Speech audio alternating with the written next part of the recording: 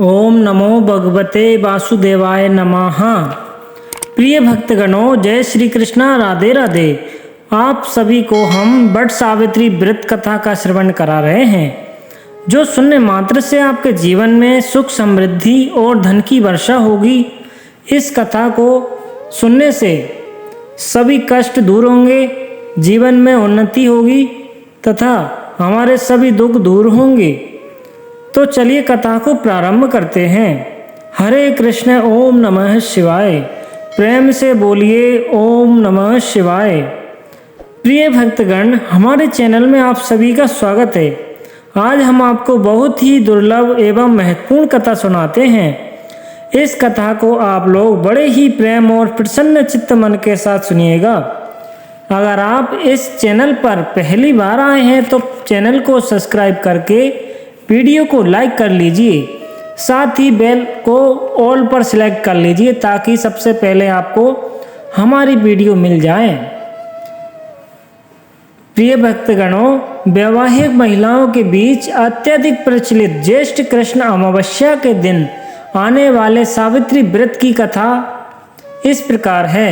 भद्र देश के एक राजा थे जिनका नाम अश्वपति था। भद्र देश के राजा अश्वपति के कोई संतान न थी। उन्होंने संतान की प्राप्ति के लिए मंत्रोच्चारण के साथ प्रतिदिन 1,00,000 आहुतियां दी। 18 वर्षों तक यह क्रम जारी रहा। इसके बाद सावित्री देवी ने प्रकट होकर वर दिया कि राजन, तुझे एक तेजस्वी कन्या पैदा होगी। सावित्री देवी की कृपा से जन्म लेने के कारण से कन्या का नाम सावित्री रखा गया। कन्या बड़ी होकर बेहद रूपवान हुई। योग्य वर न मिलने की वजह से सावित्री के पिता दुखी थे। उन्होंने कन्या को स्वयं वर तलाशने भेजा। सावित्री तपोवन में भटकने लगी।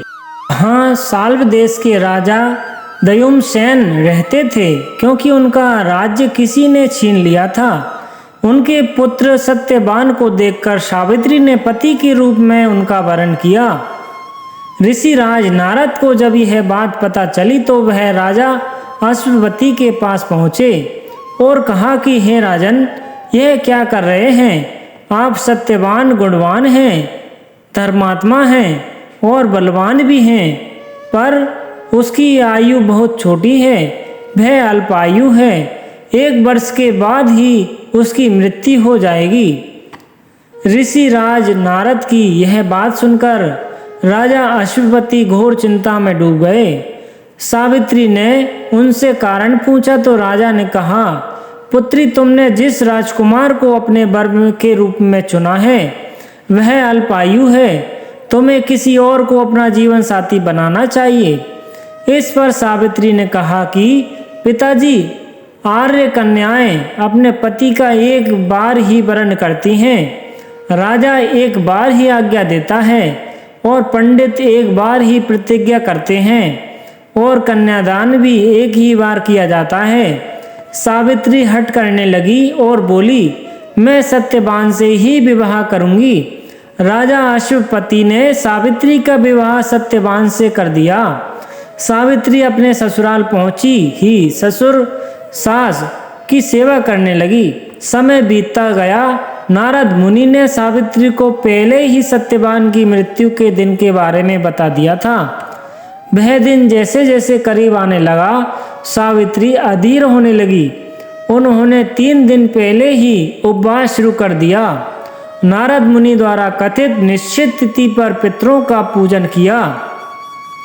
हर दिन की तरह सत्यवान उस दिन भी लकड़ी काटने जंगल चले गए। साथ में सावित्री भी गई। जंगल में पहुंचकर सत्यवान लकड़ी काटने लगे। एक पेड़ पर चढ़ गए, तभी उसके सिर में तेज दर्द होने लगा।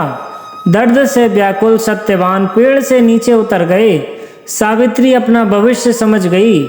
सत्यवान के सिर को गोंद में रखकर सावित्री सत्यवान का सिर सहलाने लगी। तभी वहां यमराज आते दिखे। यमराज अपने साथ सत्यवान को ले जाने लगे। सावित्री भी उनके पीछे पीछे चल पड़ी।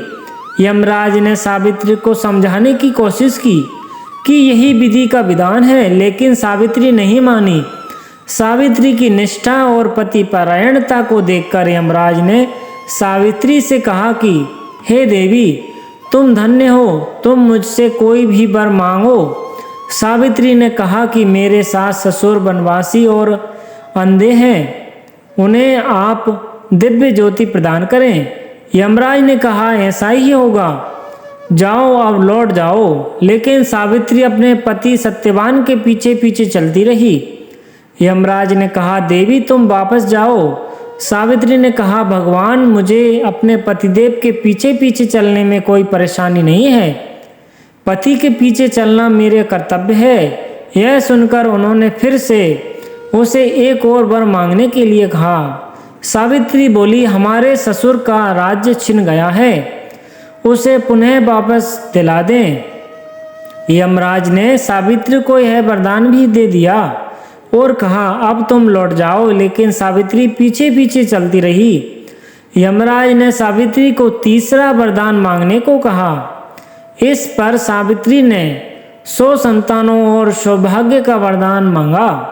यमराज ने इसका वरदान भी सावित्री को दे दिया।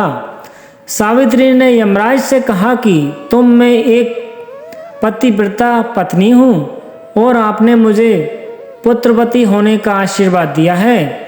यह सुनकर यमराज को सत्यवान के प्राण छोड़ने पड़े।